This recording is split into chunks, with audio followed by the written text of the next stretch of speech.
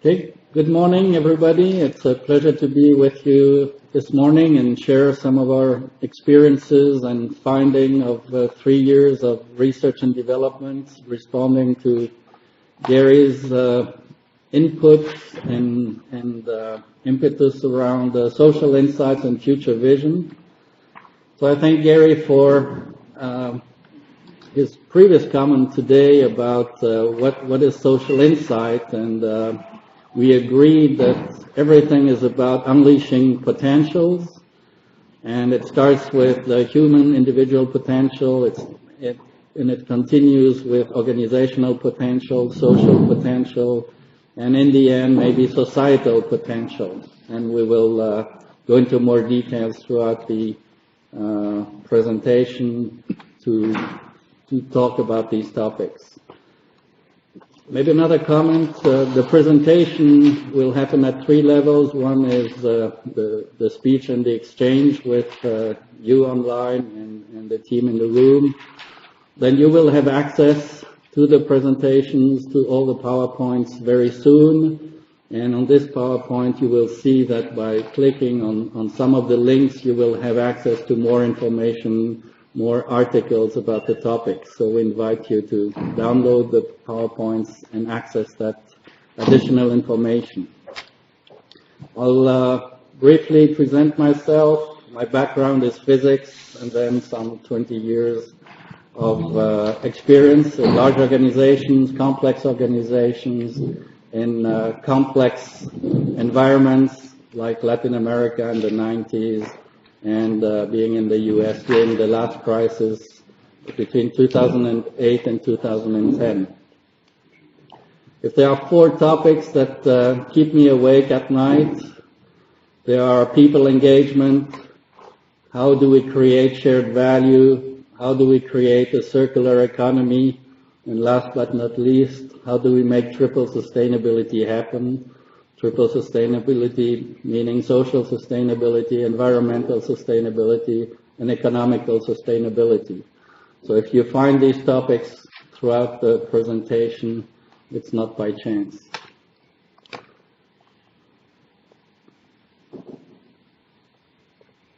Trying to change. How do you change the slide? Okay, thank you.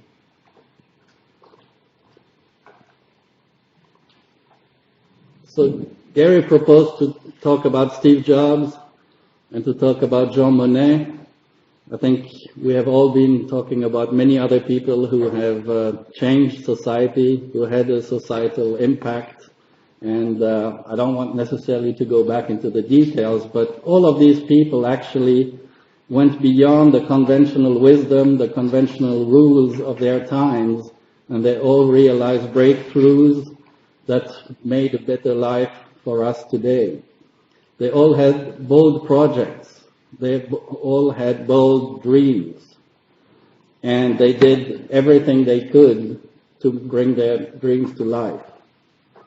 Actually, they accepted that there was a given situation A, and they had a dream which was a situation B, and then they used all their energy, all their power, all their social surroundings, all the technology that was available to make it happen.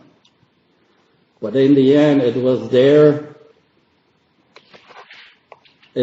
vision that led the flow of this change, of this paradigm change that they all envisioned.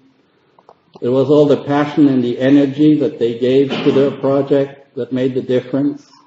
They enlightened other people from the light that they had inside, or that they still have inside. And they were very perseverant. Any obstacle was just another way to bring more positive energy to go towards their dreams. And I think that's a very profound position to go from problem solving to solution seeking.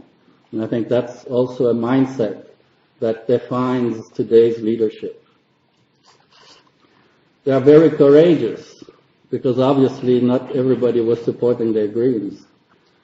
But it was the internal energy and passion that allowed them to go through and make it happen. They were all probably empathetic. they were all probably very altruistic. They didn't do it for themselves, they did it for humanity. That makes a huge difference. But actually, all of us can be visionaries, passionate, and perseverant. And I really invite you to maybe have one dream, have one of your values, and take that as something that you would like to enlighten the world with, the environment, where you are, wherever you are. But every day, if you work on it, you will see that over time, the results will be there, and your dreams will be fulfilled. This is not only for leaders, it is true for any of us.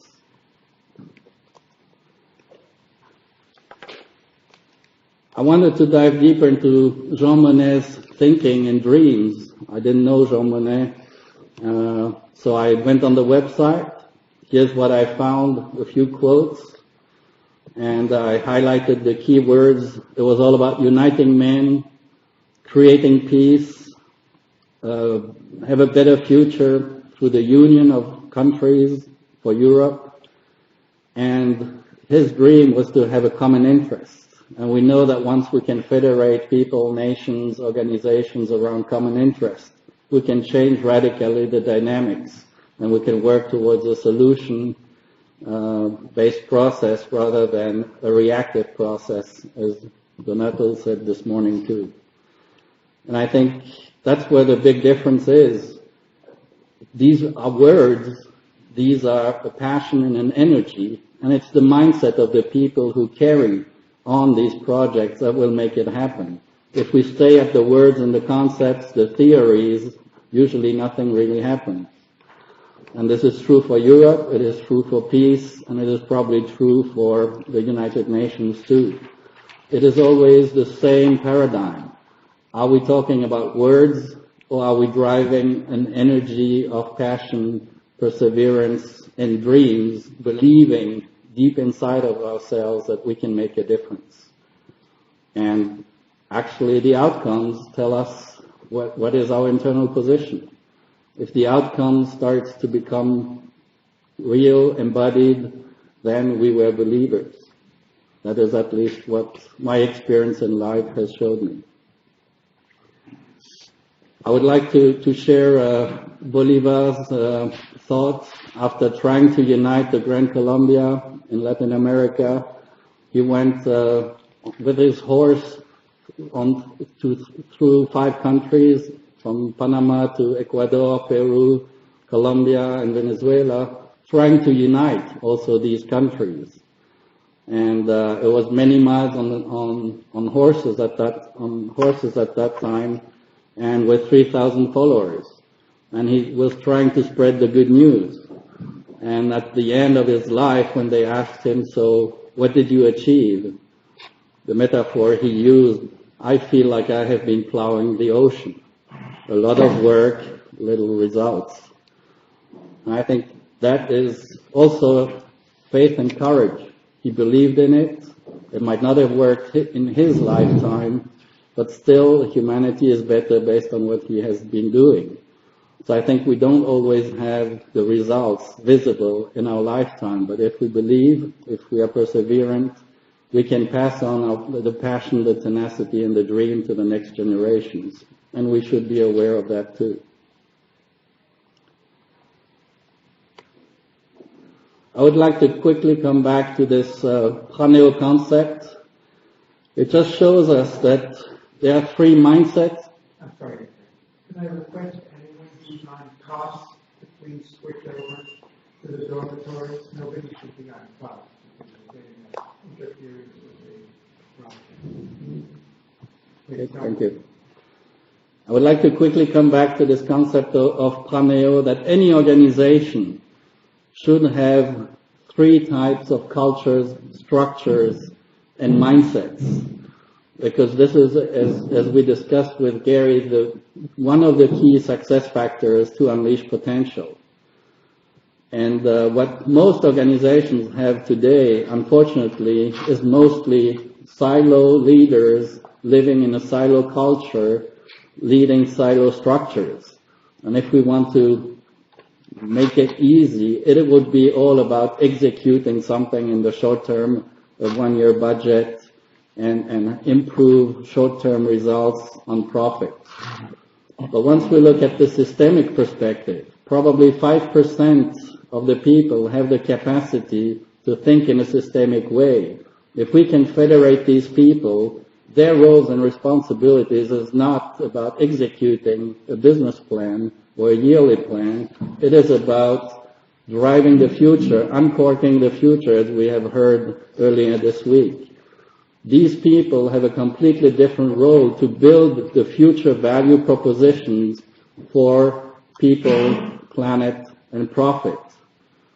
We believe that sustainability can only be built if all organizations work on these 3 levels, and that the different levels between the organizations, across the organizations, talk to each other. So the challenge is federate the systemic thinkers, so across all organizations, they can talk to each other and drive the new value propositions, drive new paradigms. So this is what we wanted to share with you through this slide. We've heard these words, but we believe 80% of the people are more visual.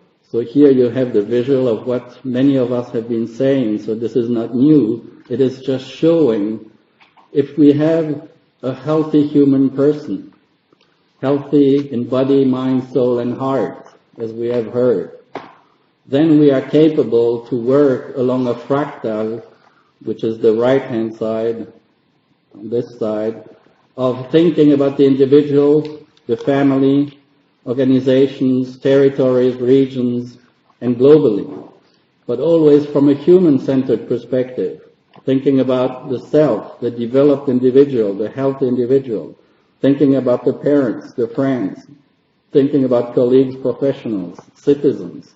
We all have roles and responsibilities.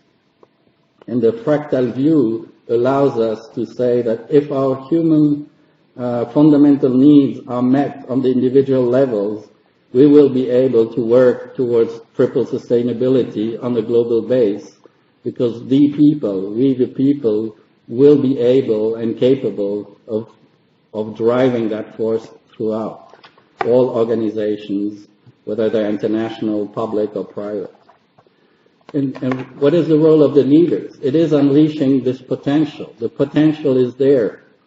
But we need to change perspective. This is what quantum physics has helped us to bring to life, is as we think differently, as our consciousness is different, we will also discover that the world is different from what we see and feel today.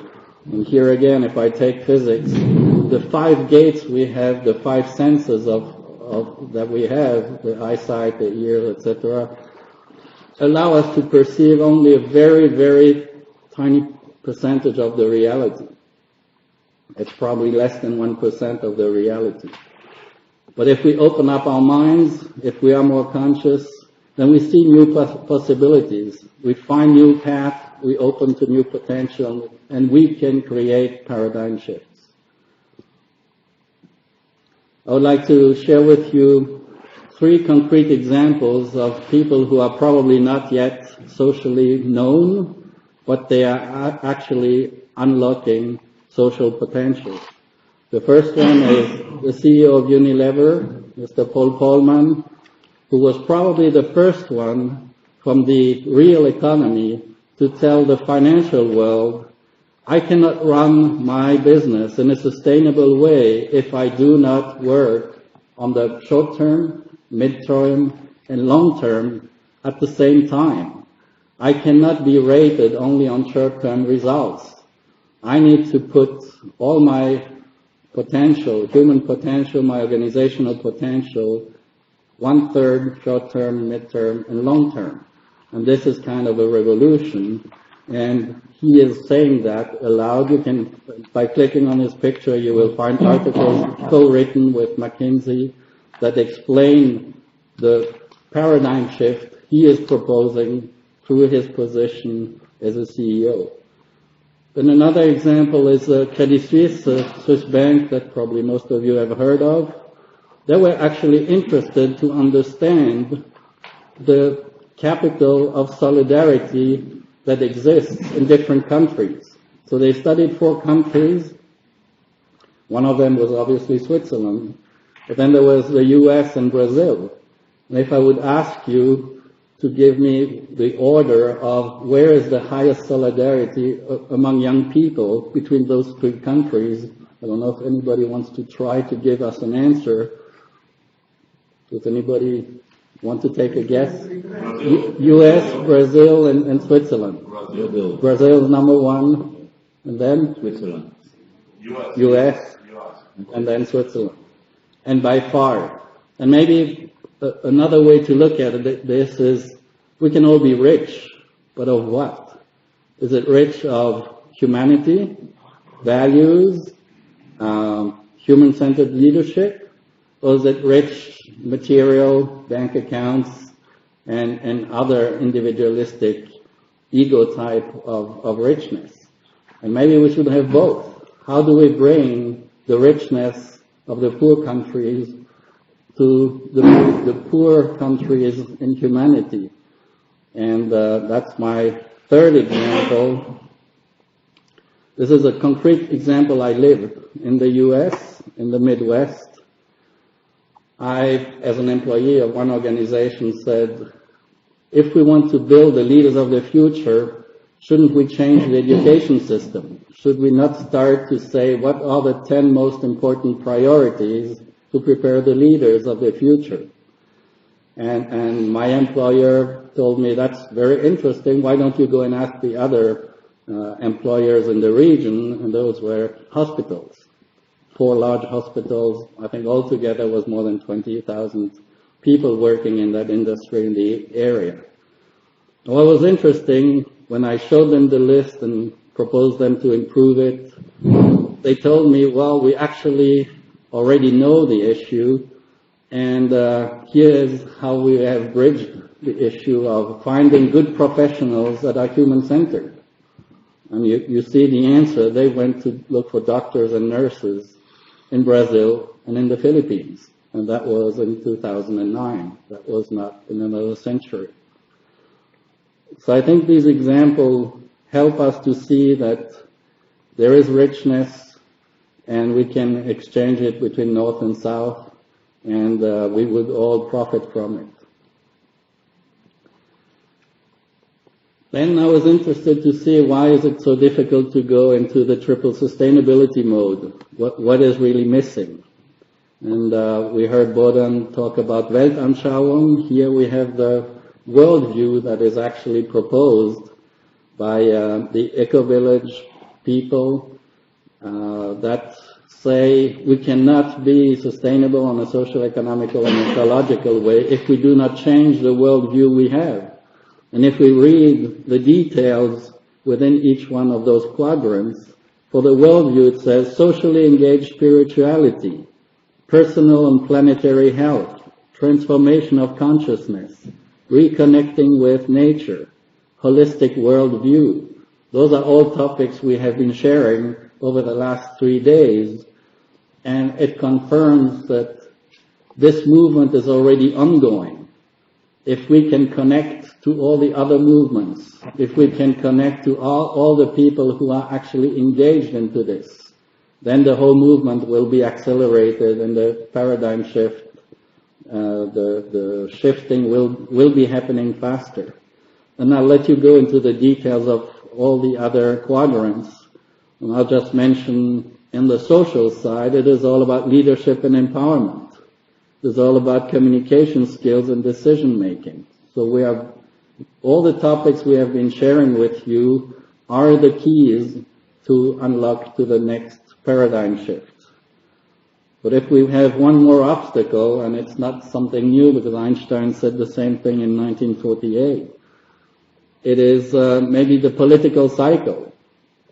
If we know that the paradigm shift means we need to have a dream that goes to 15, 20, or 50 years ahead of us, how can a 4-year cycle of politicians being elected help us to drive a strategy that should be long-term?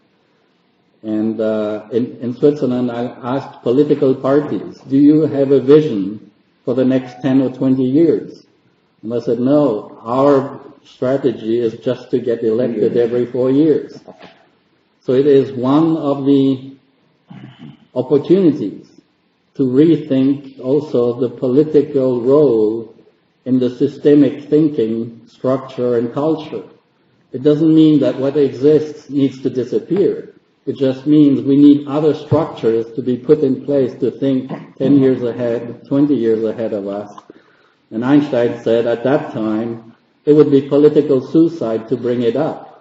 Today, I think we have no more choice. We have to bring that topic up to think about supranational topics, whether it's security or triple sustainability. It is all one and the same. What would happen if we don't change? And there's probably nothing new on this slide. On the people side, the social side, we heard from Pierre-Antoine how many people are disengaged. And we had one of the panel members say maybe it was not 87%, it might have been 100% or 99.99%. And this is not acceptable as human beings. We need to change something. Economy is the same thing. If we believe that economies can grow through the roof forever, then I think we don't understand mathematics very well, and we don't understand living systems very well either. And we are on a planet with finite resources. So the European numbers show us, yes, we are growing less and less, and we can't continue to grow. We need to find a new paradigm shift there too.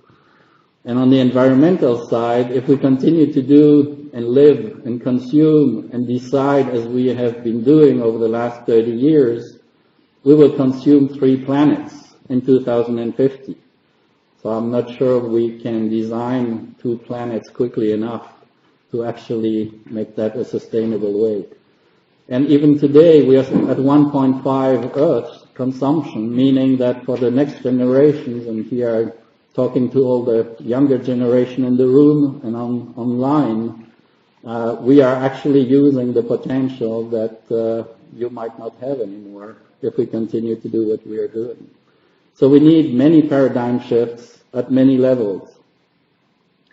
Now what is interesting is then what is the future providing us? And here comes then the strategic mind. If we know where we are and understand the social potential, and this is the first slide on spiral dynamic integral. If we understand that actually the social world is at different stages, different organizations, different people have different structures of interpretations. And if I simplify it, it is silo, synergetic, and systemic. Now, spiral dynamics goes into more details, and I invite anybody online to actually go and look on Wikipedia or online what spiral dynamics is all about. Because if we understand and accept this theory, then probably we can rethink all our organizations and all our systems. Maybe we can even change the way we create leaders in management schools. Now, the good news is that Robert Kagan in Immunity to Change is actually giving us the keys to move on this spiral dynamic to increase our consciousness levels. And it's very simple, a 4-step process, and anybody can be coached on it. So that would mean that any decision maker today has the ability to move on to the systemic level of thinking. And here is at least one of the clues, Immunity to Change, and I invite you to look at the book in more details. Another good news is Tackling Complexity, the Systemic Approach for Decision Makers. That's a book that was written by a professor at the Geneva University and co-signed by Paul Polman, the CEO of Unilever, and the president of the World Economic Forum, Klaus Schwab. And I will just briefly cite a few words about this book. So and the undertitle is really for decision makers. That means we now have a book we can give to any decision maker anywhere on the planet and tell them why complexity and systemic thinking is indispensable. And here, I'll just read what it says about the book. Our decisions often fail. They are ineffective and create unexpected side effects. And we know why. Everything is interconnected, and if we don't consider interconnectedness of the markets and systems we live in, we can't find right solutions. Systems thinking is there to solve complex problems in socio-political as well as business environments. So now we're talking about private sector as much as public sector and probably society in general. Emphasis is on defining the problem-creating system which is made of interacting parts rather than prioritizing events that need immediate fixing. So again, short-term, long-term need to be addressed at the same time. We need to better understand reality and its complexity and to integrate stakeholders for a better solution. So now there is no excuse anymore that somebody doesn't know that this is the way we need to move forward. I'll quickly go to Akashic Field before going to the next slide, because the question that I was also asked to answer is how do leaders see before society sees certain things, and how do they work on intuition? And the Akashic Field is a concept, and I'll read quickly about it.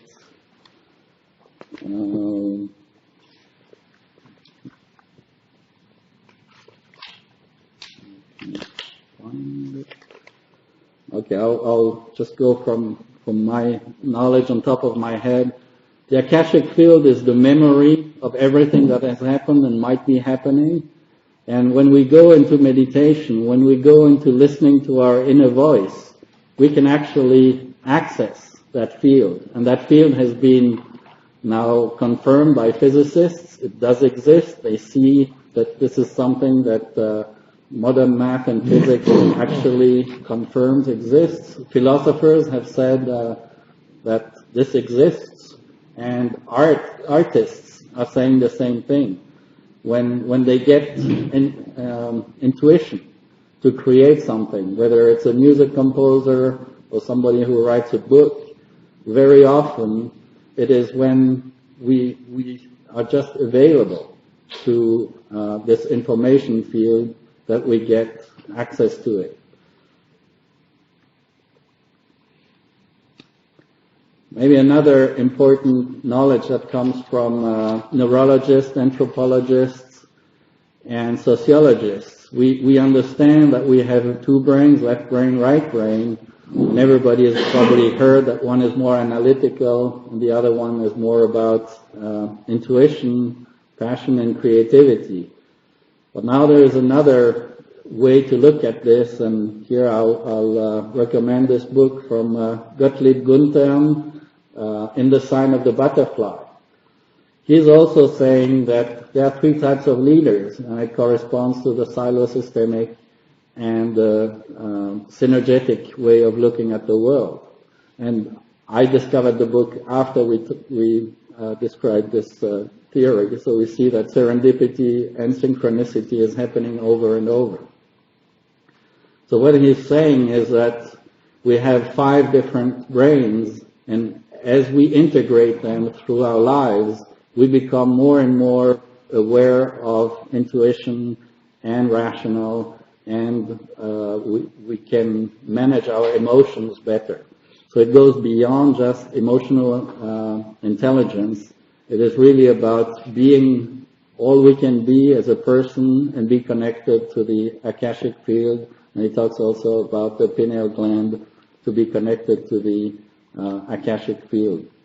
So if we integrate all this knowledge from different sciences, we start to see that the knowledge that existed for many generations in great traditions is again confirmed by science today. Even Einstein said the same thing. The intuitive mind is a sacred gift, and the rational mind is a faithful servant. We have created a society that honors the servant and has forgotten the gift. We need to reconsider how our brains actually help us to increase our consciousness levels and use meditation and other means, silence, prayer, and other means to actually activate all our brains as they are available to us. And this is what will give us the base for win-win negotiations and positive constructive discussions. And that's why, again, we believe that in the systemic world, bringing together people who have integrated their 5 brains and are actually working with all of them in balance help us to look at the world in a different way and find new solutions.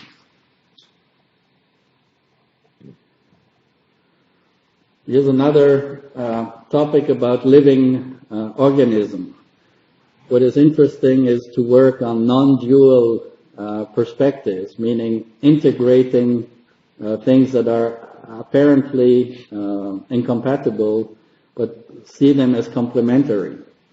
So I took this from Humanity 4.0, Michelle Holiday, and I made a summary of 80 slides into one, trying to bring the essence out, and I thank her for allowing us to happen. She worked 10 years to bring her knowledge and share it on the internet.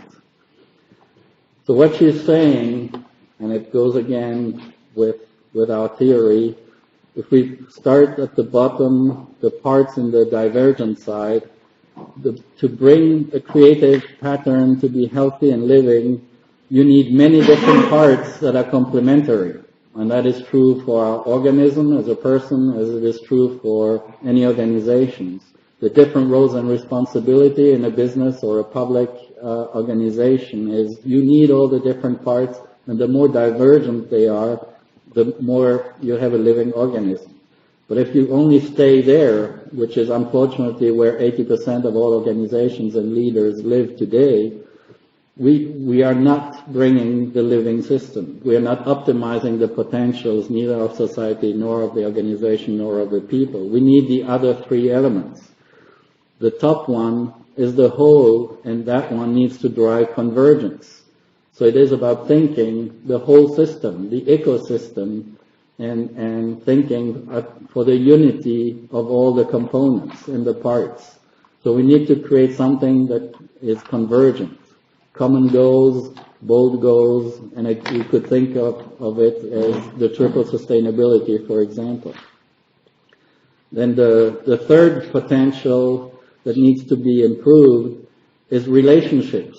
And we've talked about it a great deal also this morning with Donato and Alberto. We need to have a better relationship to ourselves to be able to have a better relationship to others and to nature. And those relationships need to be more open and free-flowing.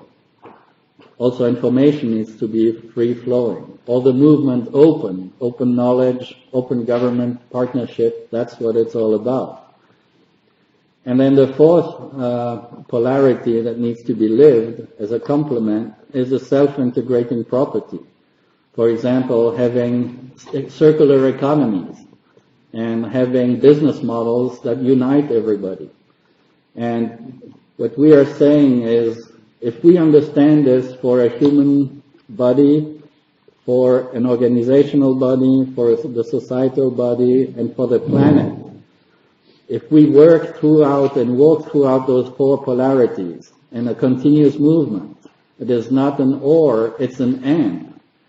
And working on those polarities, making sure that this makes sense, we can create emergence and change new paradigms. Unfortunately, 1 minute? half an hour left for the whole session. Okay. Although it's fascinating. Okay. Okay. So I'll go quickly. We've heard about governance tables, territorial governance tables that need to be put up. We heard about corporate social responsibility. But the big difference of what we propose for the future to make it happen is actually that we get in with the right mindset, with the right structure of understanding, with the right consciousness level. If we just do it as we have done it in the past, it won't be enough.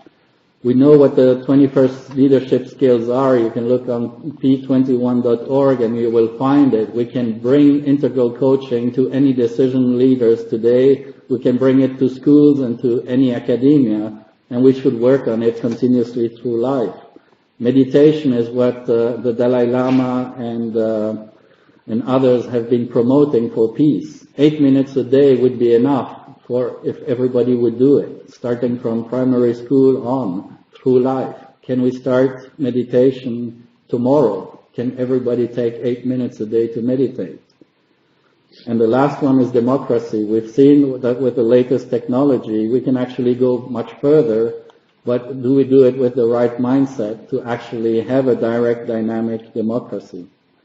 So those are proposals, and I believe that the Generation Y is wired to actually profit from everything that humanity has done so far. We are all more connected today, we are more whole, and we understand that diversity is a need, so we can actually build a living system out of our current world.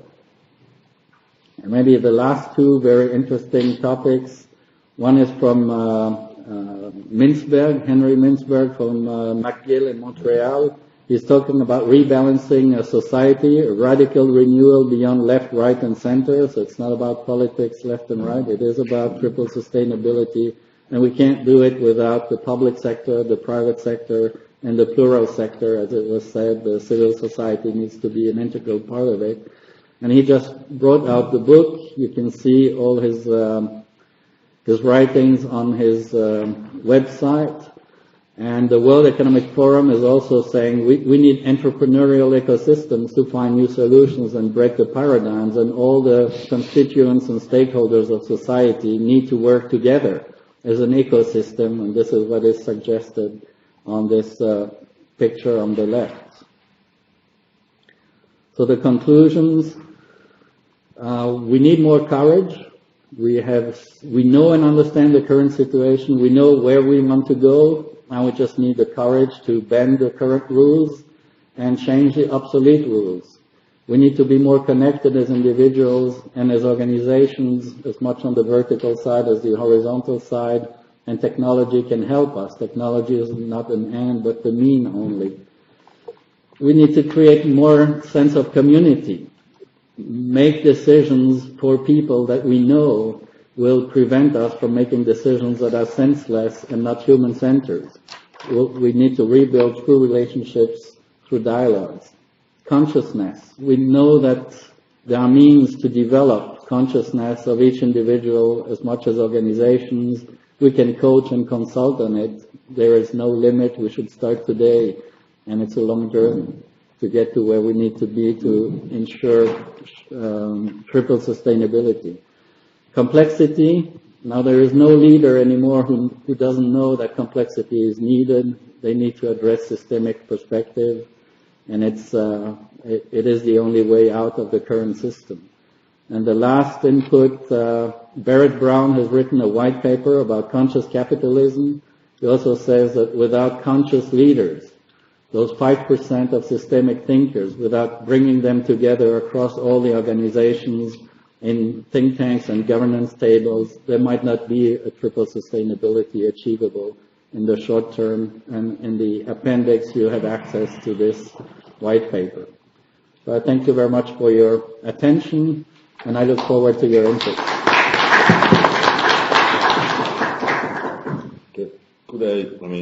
Thank you, Philippe. This presentation was so comprehensive. I will not dare enter into any of the subjects you have touched upon, although we have already discussed many in the previous sessions.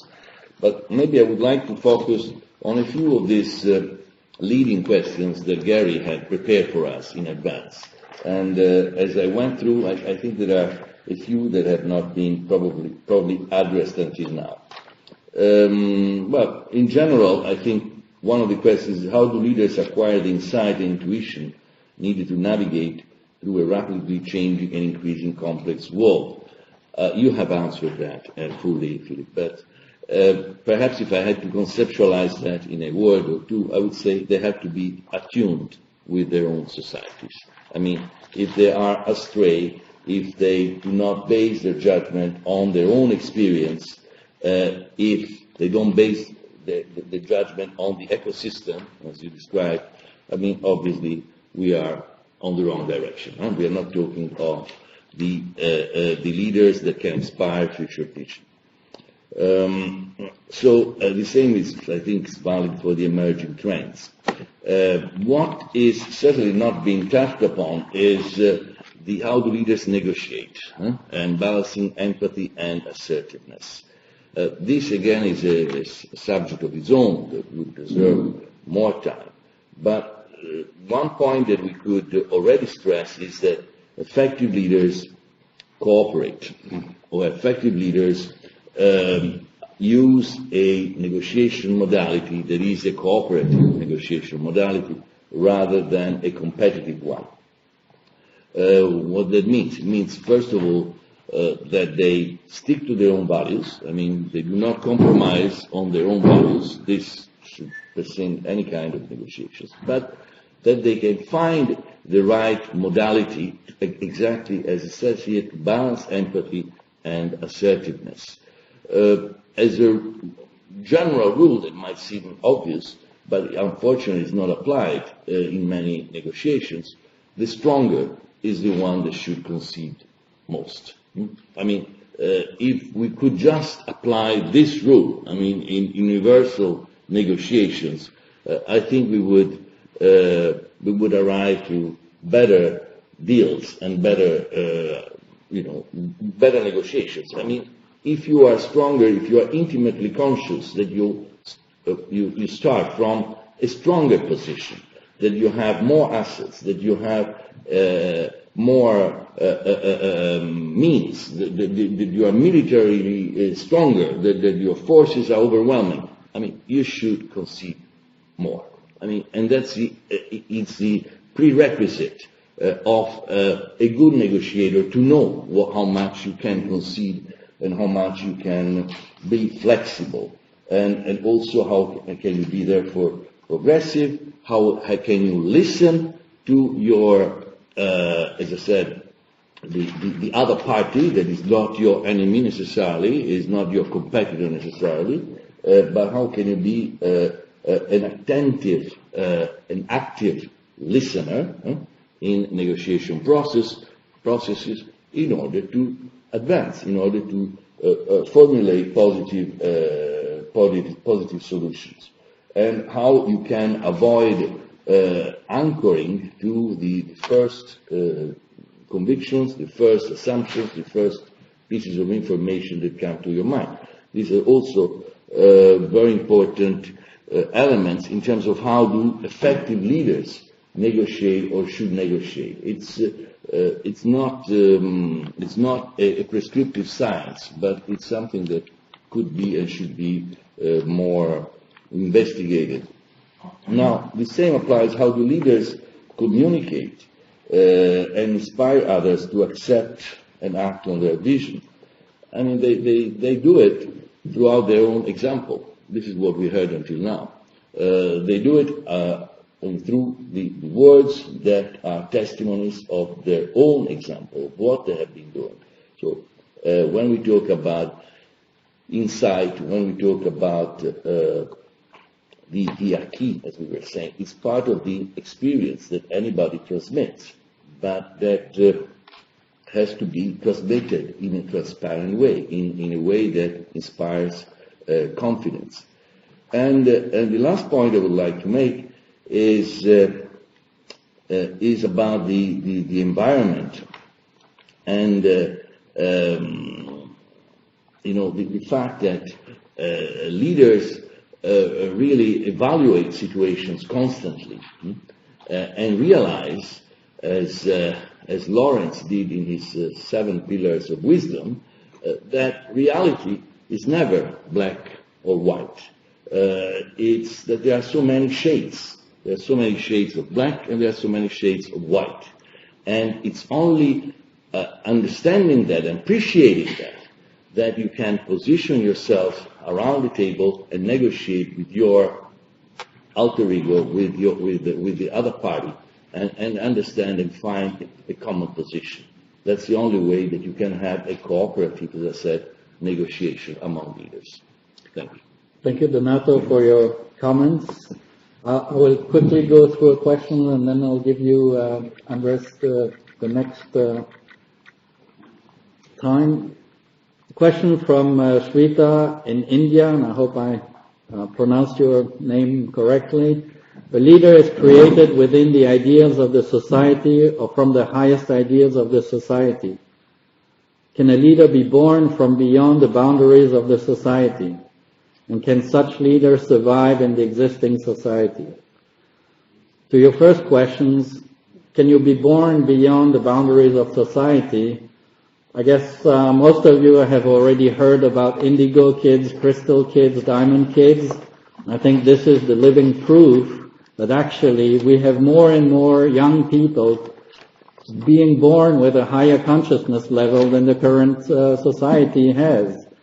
And these people are here to bring us a message, a wisdom, and a consciousness to drive the change. And there are more and more of them. And this is not only a theory. I went to many teachers in the past 3 years in different countries and asked them, what type of kids actually do you have in the classroom, and can you kind of say what are the differences versus 10 years and 20 years ago? And they actually know, and I have one concrete example in mind. They said there was always one person who was a highly sensitive person, who was different, thinking differently, acting differently, and knowing more than the teacher. And we're talking about primary schools here and secondary schools.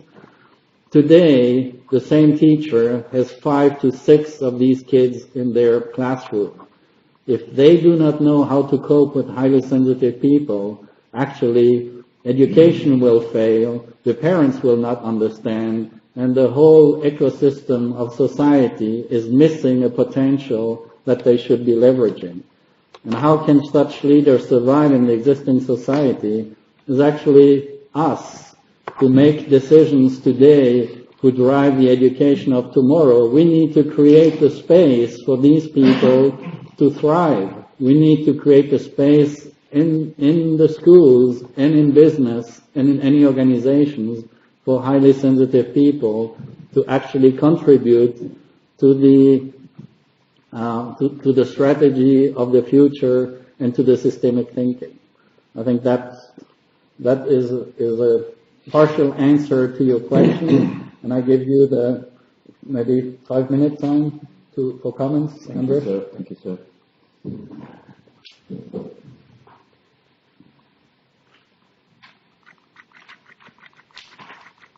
You started your wonderful presentation by saying, are we talking about words or are we driving energy?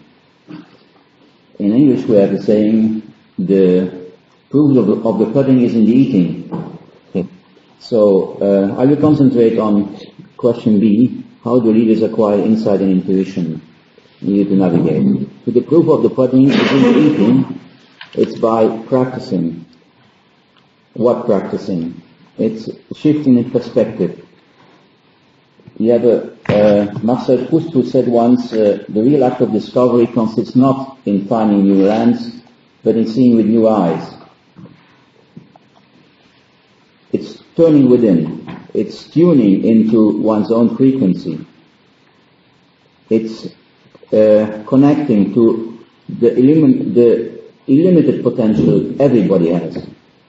It's practicing this by practicing silence to counterbalance all this Twittering and Facebooking we are practicing. It's by having compassion, by practicing unconditional love. It's by getting away from the internet and going to the internet of your being. It's by coming away from the selfie and going to the self. It's by coming away from perception to go to passion. And it's by walking your talk in every second of the day. Because when people are talking and saying, I give you my business card, and 2 weeks later you didn't get the bigger start, that's not walking your talk. That starts with details. And it requires daily discipline and daily training. I can mail you a wonderful saying by Tina Turner, the rock star, and it says beyond, I will mail it to everybody, and it's also on YouTube. It requires discipline and training. I had the privilege to learn from a Sufi master for 25 years. And you're watching your breathing, practicing your breathing. And when you're doing that, you're releasing stress at a split second. I had the chance to go and the privilege to go to Auroville in India. It's near Pondicherry. And you have a spaceship built in the middle of the nowhere. And on top is an inner chamber. It's called the Matri Mandir. And you have a little hole where the light comes in, and it's reverberated by 12 marmor pillars. And when you sit there, you are disconnected from from outside world. You are in yourself. And the magic is that you can retrieve this feeling that you have there. It's vibrations. You can retrieve it also in the metro when you're traveling. So this is a wonderful experience. You said when you accept all this here as an integrated knowledge, fine, but it's by living it, it's by vibrating it that you can communicate it. And by vibrating it, you don't have to communicate it because people sense it and they pick it up immediately. And this is immediate communication. It's soul communication. It's not by theories and by concepts and by conceptualizing, as you put it, but it's by, like the violinist on stage. He knows the score, he knows the technique, but when he has something to say, meaning when he outgrows himself and transcends himself, that paradoxically he becomes his higher self. And we are approaching Easter in the Christian tradition, and that's what resurrection means. Thank you, Ambras. I hope that any academia, any business school will listen to you and actually start to practice as you have proposed to us. And that's probably one of the paradigm shifts that we need to go through. Concepts are only the crutches. The real walking is the practice. Thank you. Maybe we'll go for questions. Winston? I thought that the presentations were not only practically helpful, but they were quite stunning in the points of the frontiers which they need for us to embrace and understand. I would like to put just a short spin on this, and it's maybe was a compliment to me. A couple of years ago, the Academy asked me to do a paper, and I hadn't really given much thought to this paper, but the paper was hate speech, and I didn't even understand the context. I didn't know why the Macedonians, I'd never been there before, wanted this speech. So I wrote it. And as I wrote it, ideas come to you. And then later, I began to get a sense of what I was really doing, although I didn't know this at the time. In thinking about the foundations of human rights, you can't have it unless it is accompanied by a process of affection, positive sentiment, solidarity, loyalty, passion. In short, if you don't have that, it's hard to sustain any notion of human rights from any level. But then it also occurred to me that we have the other thing, the role of negative sentiment, the role of hate, also expressed through emotion, negative sentiment, disaggregation, disloyalty, and institutionalization of a negative framework for human possibility. And that, in a nutshell, says that the enemy of human rights is hate. The enemy of a positive view of humanity is the explosion and dissemination and reinforcement of negative sentiment. And so that's the answer I got as I was trying to write this thing on negative sentiment. And when I looked through examples, they were not hard to find. All you got to do is look and count. There it is. And you open disturb, and there it is. And you go on and on and on, and you find that the level of the institutionalization of hate is deeper and often far more ubiquitous than we realize.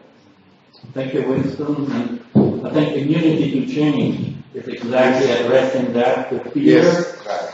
And so we thank you for your comments.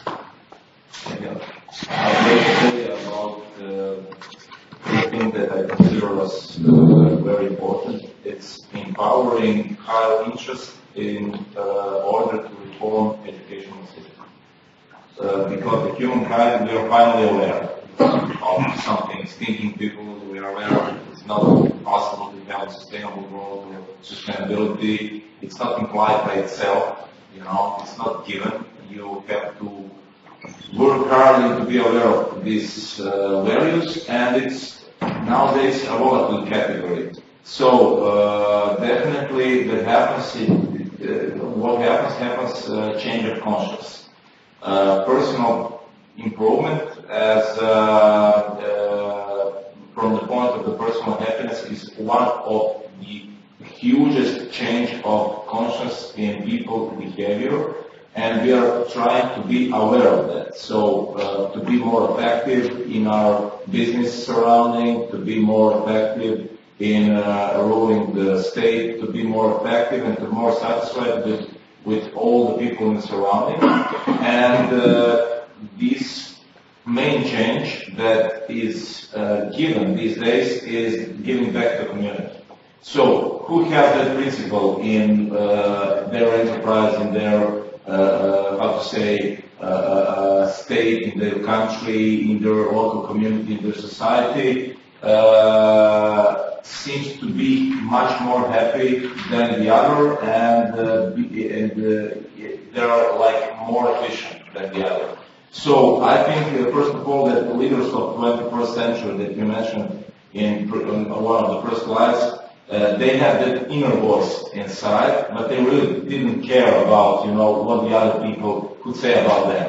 So the role of the educational system of your course is to awake that awareness inside people and to boost and to improve that inner voice inside them, to be more perspective and more useful to community. So I think that one of the basic changes that we need to do during the young stage of people growth is to impose through some kind of governmental acts, change or reform of the educational system, not to just push away competitiveness. No, competitiveness needs to stay one of the pillars of that system, but just to, awake this, I would say, empowering the fact of higher interest. That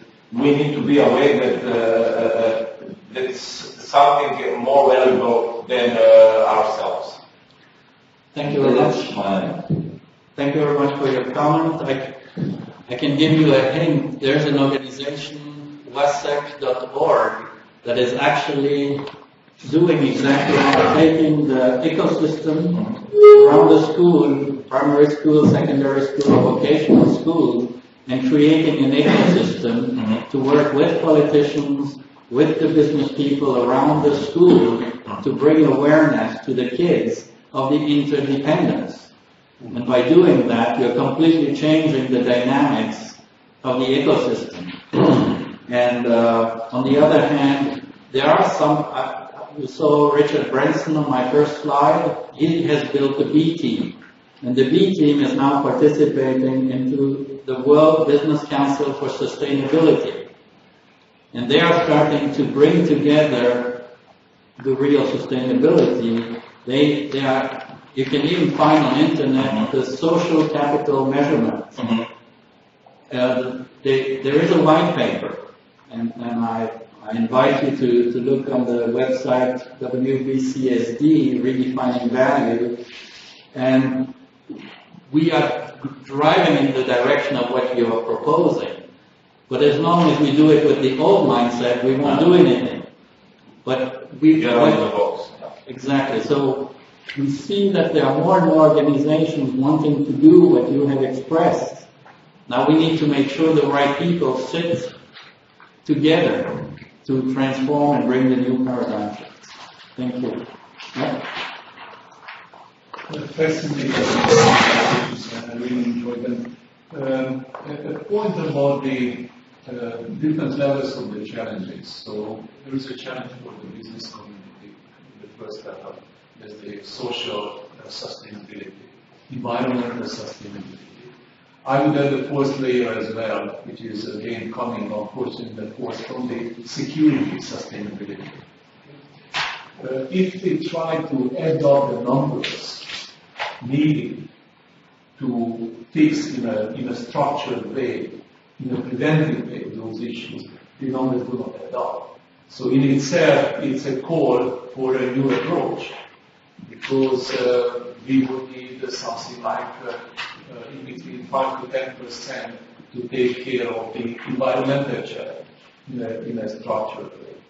Another 3 to 5% at least might go to the sustainable development goals implementation. Okay? You don't have the money for another quantitative ease round because $3 trillion were already spent. And I'm not speaking about on the security side, the type of resources and the type of using. The problem I see is when we are looking upon these numbers, there is a need for a prioritization. And we don't know where we are right now. We don't have a GPS. Okay? It's very much about understanding clearly where we are before we would like to say on the sustainable development goals we would like to be here and here and here on the 169 different items. Okay? And we are better on the environmental GPS, but we are not good on, for example, on the security part of it. So practically, there is a need to have a GPS and to prioritize and to have a new approach, which can be this new paradigm approach. But in the meantime, we have to survive the period, which is from now until we get there. And I see a very pressing problem there. And these are two parallel tracks. Okay? And the first one is in the not just leadership, but luck as well. And later on, I will talk about the luck and the combination of the leadership. So this is a double track, and we have to pay attention to both. We don't have a GPS to measure where we are and where we should go and how much speed that we have in. Okay. Thank you very much. What you are confirming is we need the short-term reactions and we need also the long-term strategic actions. And it is parallel paths, they need to work together. But what we are convinced is that the strategic path is not being addressed by the right people yet. It is not the right consciousness level that is working on it, because we're concentrated only on the short term. And that has been the drive and the structure and the culture we have been nurturing over the last 30, 40 years. And this is the big paradigm shift. We need both. They need to work in parallel. And our experience with Pierre-Antoine, and that's what founded Praneo, is we need to get people out of operations, and they need to have the space and the time to reshape the future or uncork the future.